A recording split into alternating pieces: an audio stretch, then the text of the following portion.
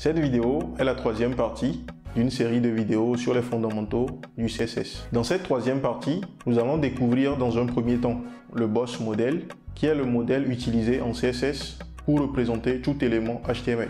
Nous allons ensuite apprendre comment modifier l'aspect de la bordure d'un élément en CSS.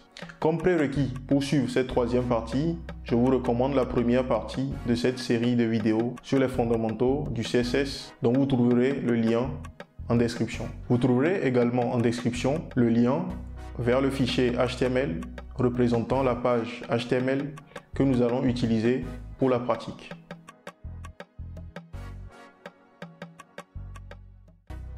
Hello, moi c'est Modeste Asiongo.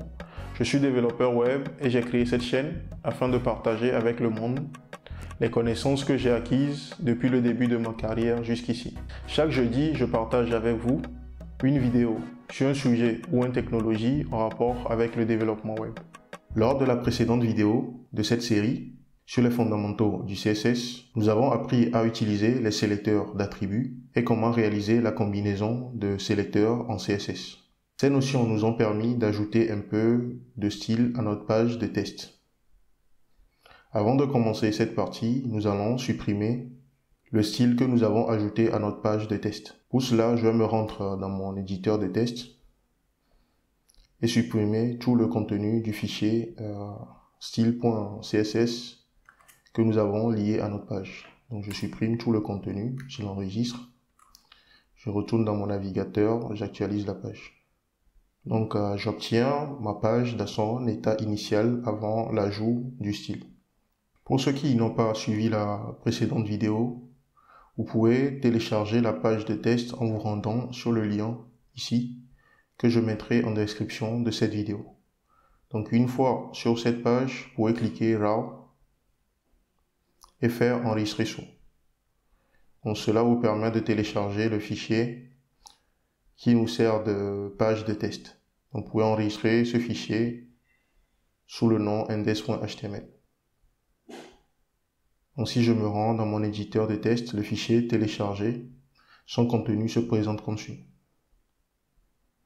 Une fois le fichier téléchargé, il suffit de créer un fichier nommé style.css et de le lier à notre page de test en utilisant la balise link dont vous précisez ici le chemin vers le fichier CSS que vous aurez à créer. Donc cela vous permet d'avoir votre page de test, c'est-à-dire le fichier index.html, et de lier à cette page le fichier style.css que nous aurons à utiliser durant tout ce tutoriel. Je vais présenter ici la notion de boss model, qui peut se traduire en français par modèle de boîte. Il faut noter qu'en HTML, chaque élément est représenté par le navigateur comme étant une boîte rectangle. Pour voir à quoi ressemble cela visuellement, je vais retourner dans mon navigateur et ouvrir mon outil de développement, c'est-à-dire le DevTool. Donc pour ouvrir l'outil de développement, vous pouvez utiliser la combinaison de touches CTRL-SHIFT-I. La combinaison de touches CTRL-SHIFT-I, ou simplement faire clic droit sur la page et faire Inspect. Donc cela vous ouvre l'outil de développement. Donc pour voir à quoi ressemble cette boîte rectangle, nous allons aller dans l'onglet Elements et sélectionner un élément sur notre page. Donc dans ce cas, je vais choisir notre élément de titre. Donc nous avons dit tout à l'heure que chaque élément sur ma page est représenté par le navigateur comme étant une boîte rectangle. Donc visuellement, cette boîte rectangle ressemble à ça. Donc mon élément H2 qui est sélectionné ici est représenté par le navigateur de cette façon. Donc ceci est une représentation en image de cette boîte que nous venons de voir.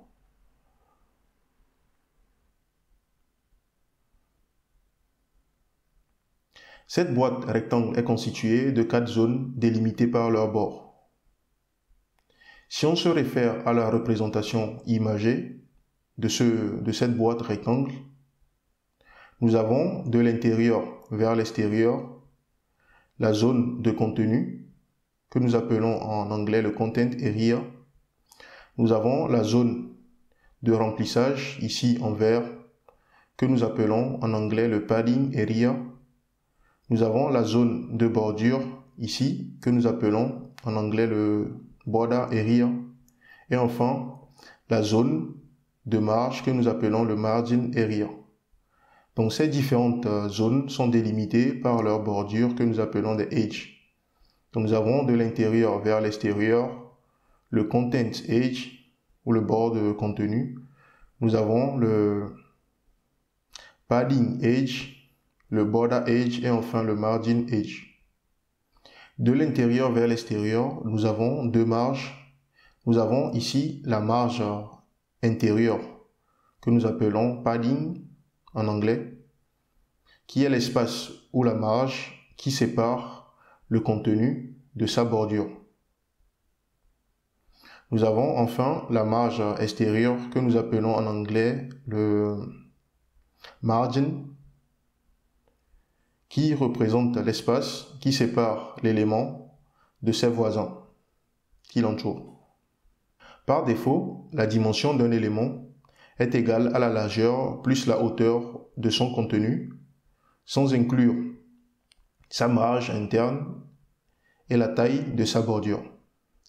Pour modifier la façon dont le navigateur calcule la dimension totale d'un élément, on utilise la propriété boss sizing. Cette propriété définit la façon dont le navigateur calcule la hauteur et la largeur totale d'un élément. La propriété boss sizing peut prendre l'une des valeurs suivantes. Nous avons content boss, padding boss et border boss. Donc la valeur permet de définir la boîte à utiliser lors du calcul de la dimension totale de l'élément. Par défaut, la propriété boss sizing prend la valeur content boss, qui indique au navigateur que lors du calcul de la dimension, nous devons utiliser la boîte de contenu ou le content area comme référence. Donc si je retourne à notre image de référence, donc si j'utilise le content area comme zone de référence lors du calcul de la dimension, cela implique donc que la dimension totale de mon élément correspond à sa largeur, correspond à la largeur plus la hauteur de son contenu. Donc d'où la règle suivante. Donc le rectangle, la dimension du rectangle correspond à la dimension de son contenu. Donc lorsque cette propriété prend la valeur padding boss, ça veut dire que nous utilisons la zone de remplissage ou le padding area comme référence lors du calcul de la dimension de l'élément. Donc dans ce cas, ça veut dire que la dimension inclut, en plus du contenu, la valeur de la zone de remplissage. D'où cette formule. Donc la dimension du rectangle est égale à la dimension, c'est-à-dire largeur plus hauteur du contenu, c'est-à-dire de la zone bleue, plus la largeur et la hauteur de la zone de remplissage. Donc lorsque cette valeur est égale à border boss, donc vous pouvez le deviner, donc ça veut dire que la référence dans le calcul de la dimension totale est le border boss ou le border area. Donc cela veut dire que la dimension du rectangle correspond à la largeur du contenu plus la largeur de la zone de remplissage plus la largeur ou la taille de la bordure plus la hauteur de la zone de contenu plus la hauteur de la zone de remplissage plus la hauteur de la bordure de l'élément. D'où cette formule. Tout élément HTML dispose également de deux types d'affichage. Nous avons l'affichage extérieur qui définit le comportement d'un élément par rapport aux éléments qui l'entourent. Et l'affichage extérieur définit si l'élément est de type inline ou de type bloc. Pour rappel, un élément est considéré de type inline lorsque cet élément ne produit pas de retour de ligne autour de lui. Comme exemple d'élément inline, nous avons ici l'élément A. Donc on voit que cet élément ne produit pas de retour de ligne autour de lui. Donc les éléments de type bloc sont des éléments qui produisent des retours ou des sauts de ligne autour d'eux. Donc comme exemple, nous avons l'élément ici, le H2. On voit que l'élément H2 crée un retour de ligne avant et après lui. Donc pareil pour l'élément UL ici. Donc si je prends mon élément UL ici, donc on voit que cet élément également produit un retour de ligne ou un saut de ligne avant et après lui. Donc l'affichage extérieur détermine si l'élément est de type inline ou de type bloc. Nous avons également l'affichage intérieur qui est le deuxième type d'affichage qui définit la disposition du contenu de l'élément. Donc lorsque nous prenons un élément, si je prends par exemple l'élément H2 ici, donc son contenu est la partie représentée en bleu ici, là où j'ai le title with content, title with tooltip plutôt, donc cette partie en bleu représente le contenu. Pour modifier le type d'affichage d'un élément, on utilise la propriété CSS display. Donc cette propriété peut prendre plusieurs valeurs dont certaines sont indiquées ici. Donc comme exemple, nous avons la valeur bloc qui permet d'indiquer que l'affichage extérieur est de type bloc. Donc pour tester cela, je peux retourner dans mon navigateur. Donc je vais essayer à partir de mon outil de développement de modifier la propriété CSS d'un élément directement depuis le navigateur. Donc je prends un élément ici. Donc je vais prendre l'élément A ici, qui est en principe un élément dont le type d'affichage extérieur est inline. Donc je vais modifier sa propriété ici. Il faut noter que depuis l'outil de développement, lorsque je sélectionne un élément, je peux modifier sa propriété CSS depuis cette partie en modifiant le element style. Donc ici, je vais modifier l'affichage extérieur. Donc j'utilise la propriété display. Donc ici, je lui donne la valeur bloc. Donc en faisant ça, j'ai modifié l'affichage extérieur d'un élément qui est par défaut inline pour lui donner une valeur bloc. C'est-à-dire que le A va maintenant se comporter comme un élément de type bloc pour son affichage extérieur. Donc nous allons voir ici un changement sur notre page. Donc on voit maintenant que notre élément A, représenté ici, crée un saut de ligne avant et après lui. Donc on peut ainsi modifier l'affichage, le type d'affichage d'un élément en utilisant cette propriété. Donc nous avons d'autres valeurs comme inline qui nous permet de modifier le type d'affichage extérieur d'un élément pour que cet élément ait un comportement d'un élément de type inline. Donc je peux faire la même chose ici.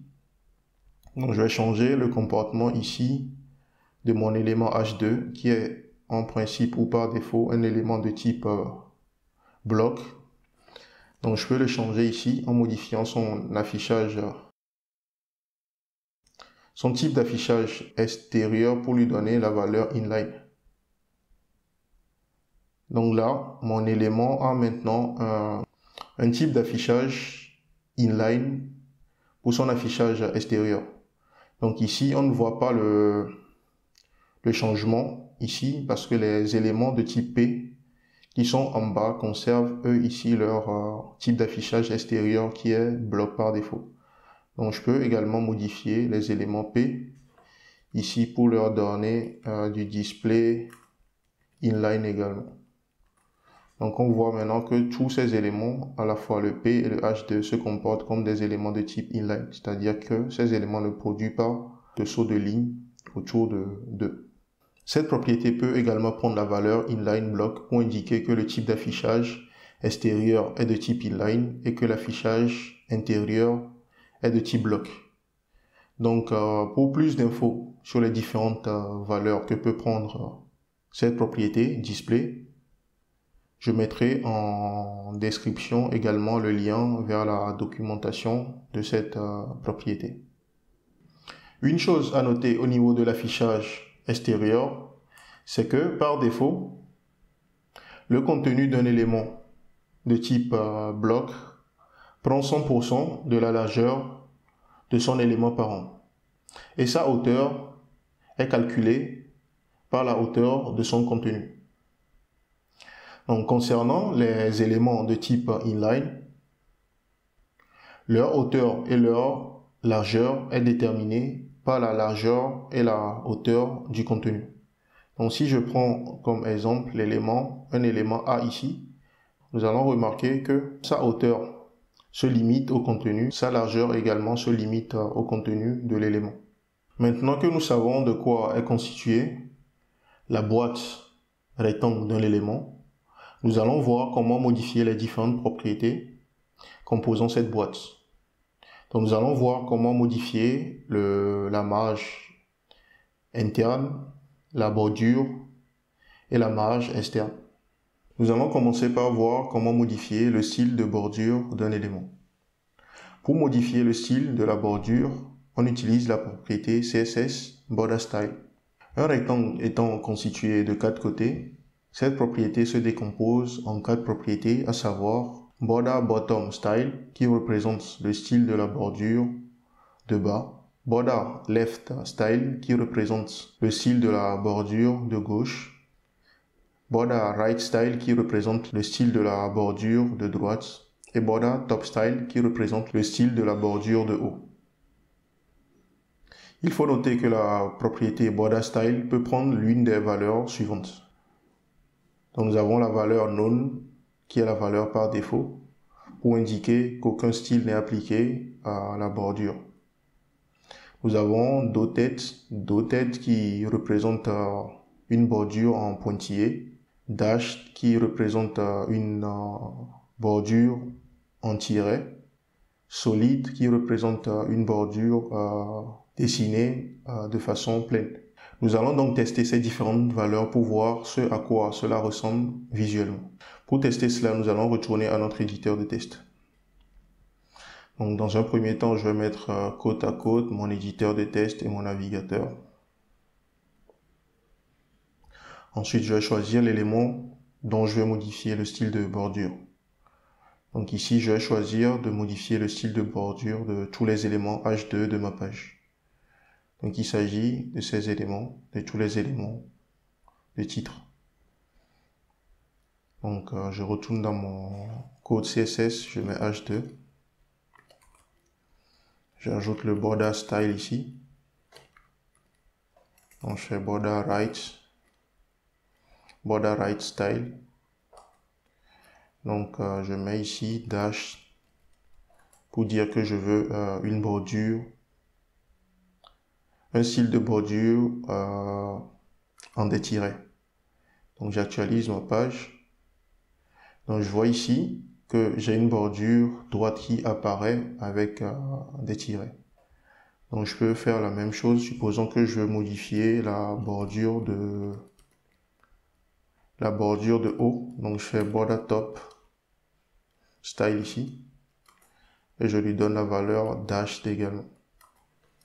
J'enregistre, j'actualise ma page, donc je vois que maintenant j'ai mes éléments H2 qui ont une bordure de haut qui est une bordure en tiret pour la bordure de haut et puis la bordure de droite. Donc je peux faire la même chose pour les autres bordures. Donc, je peux faire ça et remplacer le top ici par left et remplacer cette partie par du bottom. J'enregistre, j'actualise ma page. Donc voyons maintenant que nous avons les 4 bordures, c'est-à-dire haut, bas, droite et gauche, qui ont maintenant un style avec des tirets. Nous avons vu que ces 4 propriétés ont une forme contractée qui est le border style. Donc je peux mettre ça, border style, et lui donner la valeur dashed. Donc cela revient. Donc j'aurai le même résultat que tout à l'heure. Donc là on voit que rien n'a changé sur la page. Pourquoi? Parce que le border style revient à écrire border right style, border left style, border bottom style et border top style. Donc c'est une forme contractée des 4 propriétés que nous venons de voir. Donc on peut tester également d'autres styles de bordure pour voir à quoi cela ressemble. Donc je peux mettre ici double pour voir à quoi cela ressemble visuellement. Donc j'ai ma bordure qui est doublée. Donc nous avons également la valeur solide qui nous permet d'avoir une bordure pleine.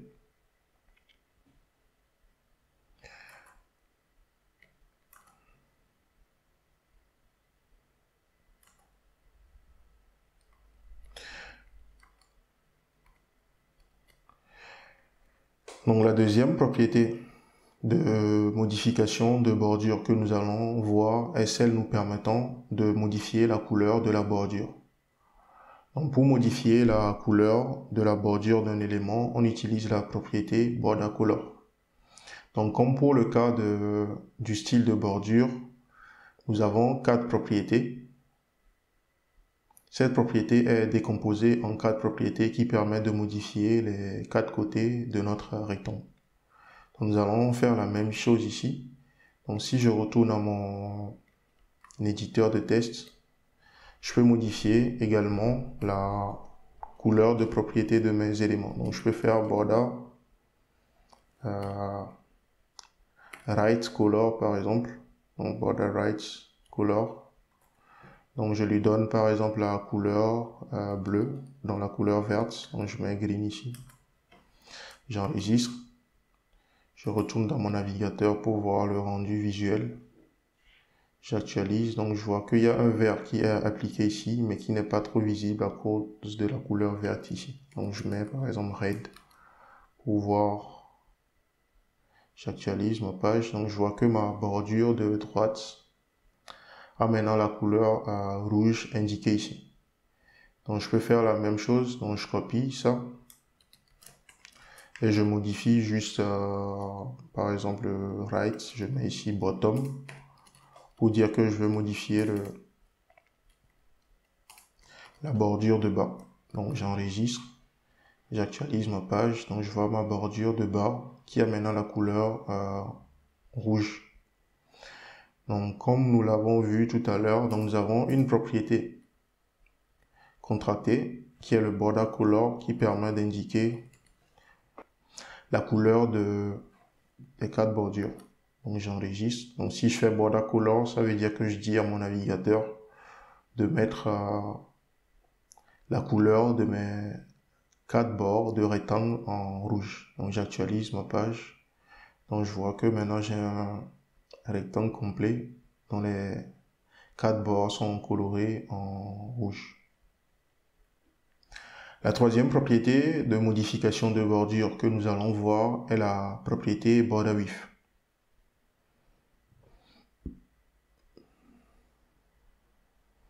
La propriété border width nous permet de modifier la taille de la bordure d'un élément.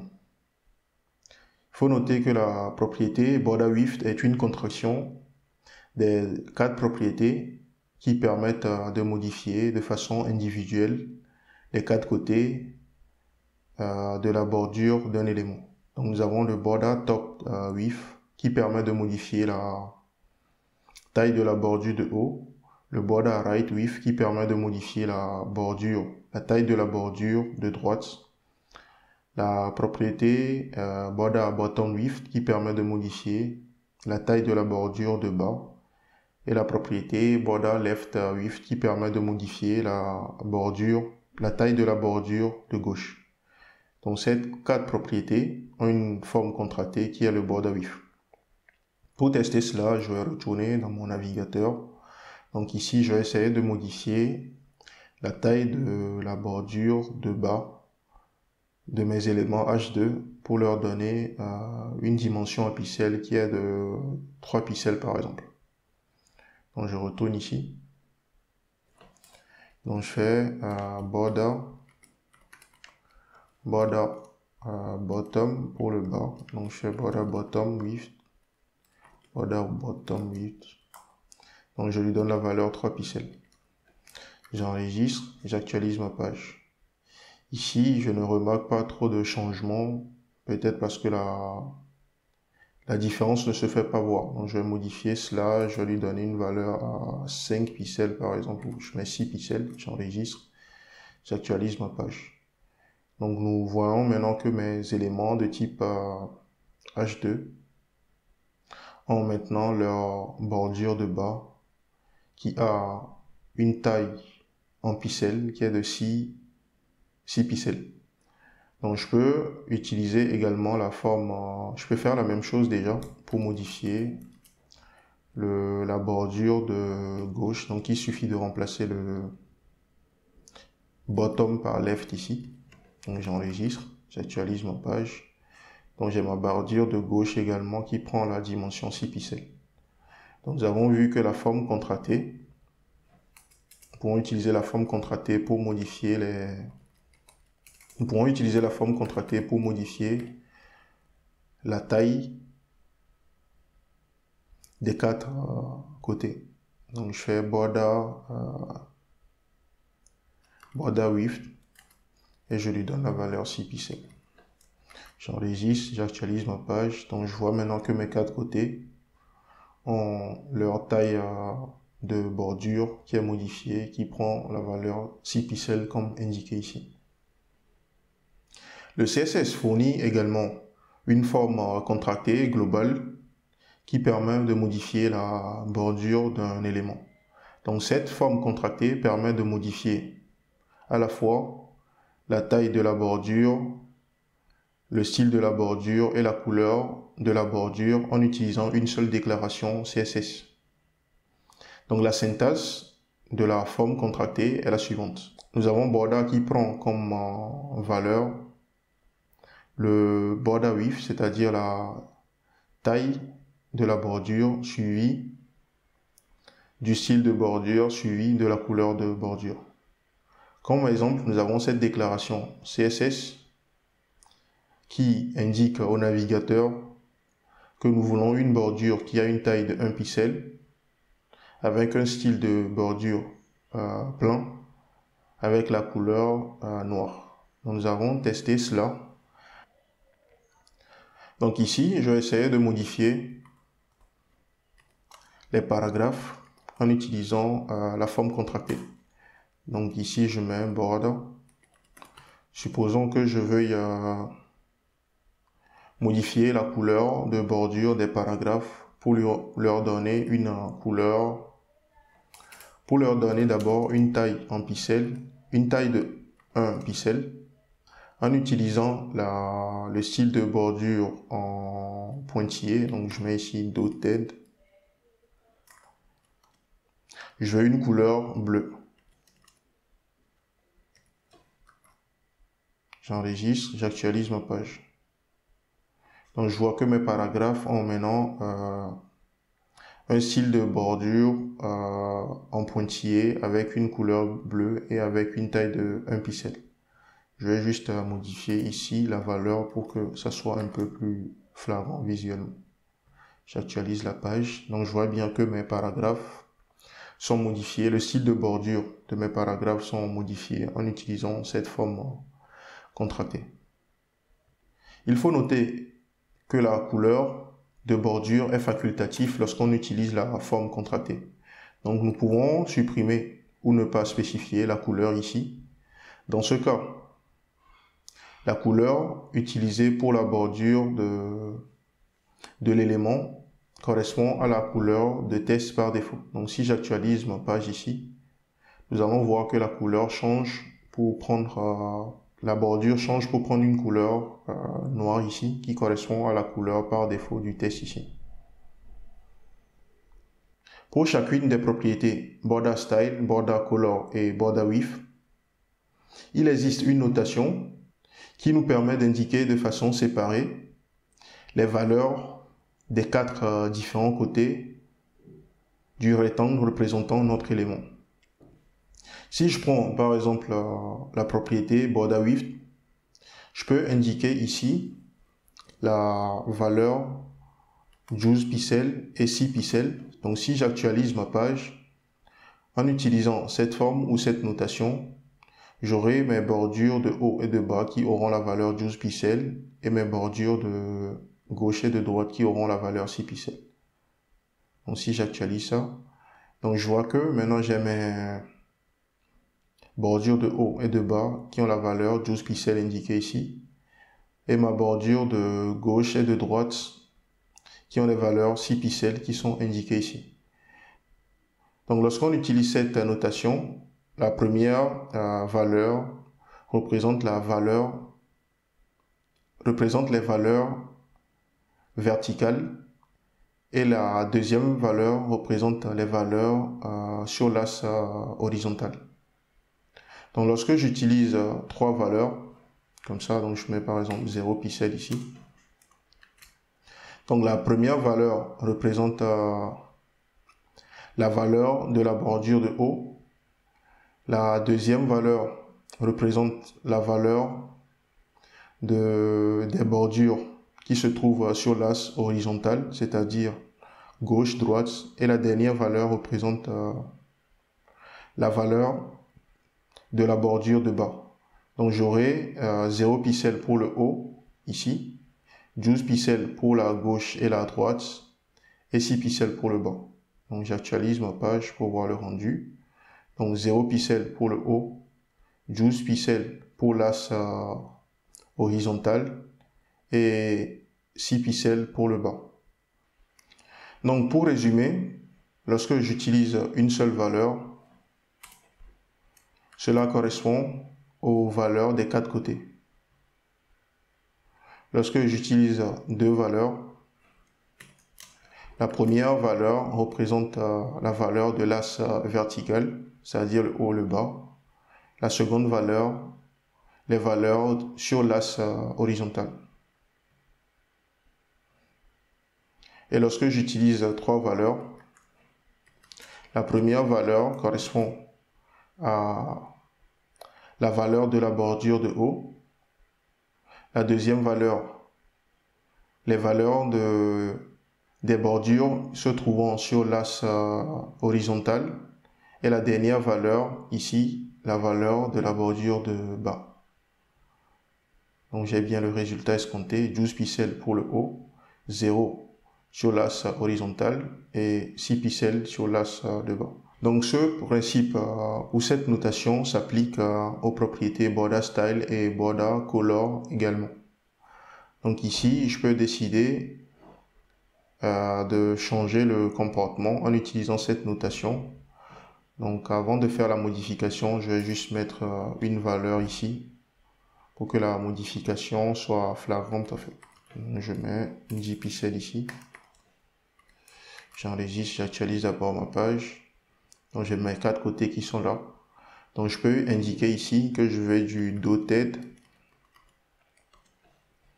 sur l'axe vertical et du solide sur l'axe horizontal. Donc si j'actualise ça, donc j'ai le dotted sur l'axe vertical et le solide sur l'axe horizontal.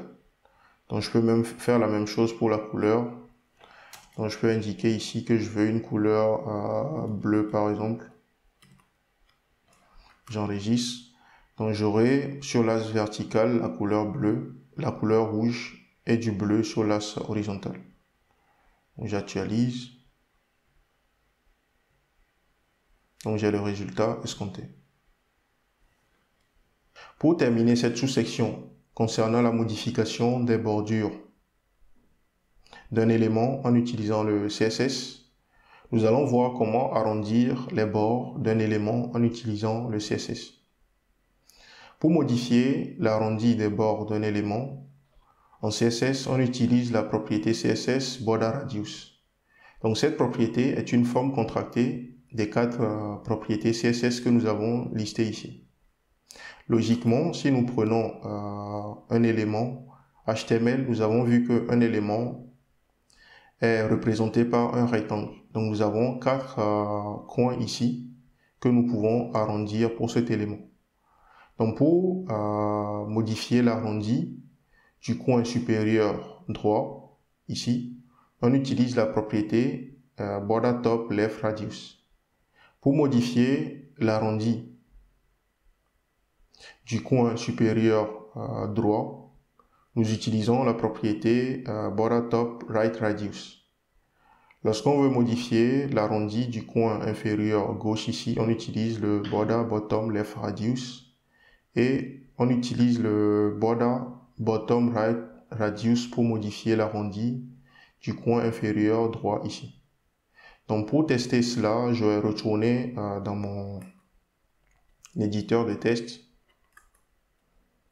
Je vais modifier ici mes paragraphes. Donc dans un premier temps, je vais appliquer le style solide ici au bord de mes paragraphes. Donc ensuite, je vais modifier ici le coin supérieur gauche en appliquant un arrondi de 5 pixels par exemple. Donc je fais ici border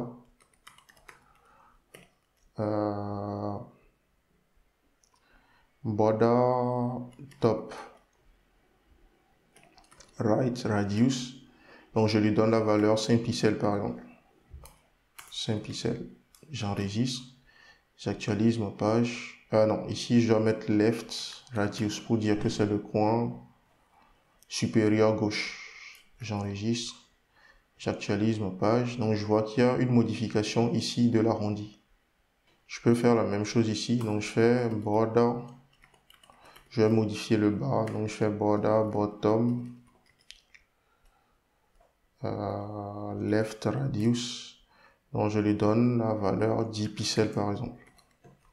J'enregistre, j'actualise ma page. Donc je vois que l'arrondi du bord inférieur de gauche également a été modifié.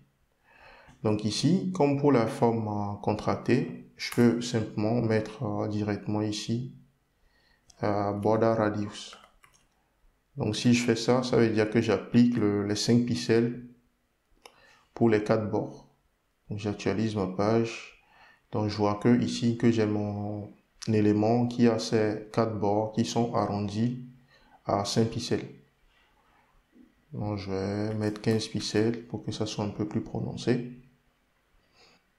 Comme pour la forme contractée des autres propriétés que nous avons vues précédemment, à savoir le border width et le border color, on peut également préciser le border radius en utilisant cette notation, c'est-à-dire la notation à 2 valeurs, la notation à 3 valeurs ou la notation à 4 valeurs. Pour plus de détails sur la modification de l'arrondi de bord, vous pouvez consulter ce lien que je mettrai en description de la vidéo. Nous voici à la fin de cette première vidéo sur le boss model. Dans la deuxième partie de cette vidéo, nous allons voir comment modifier les marges et les dimensions d'un élément en utilisant le CSS. Vous jugez que vous avez appris quelque chose à travers cette vidéo, alors n'hésitez pas à la liker. Vous souhaitez revoir d'autres vidéos comme celle-ci sur des sujets en rapport avec le développement web, alors n'hésitez pas à souscrire à la chaîne et à activer la notification. Je vous donne rendez-vous chaque jeudi pour de nouvelles vidéos.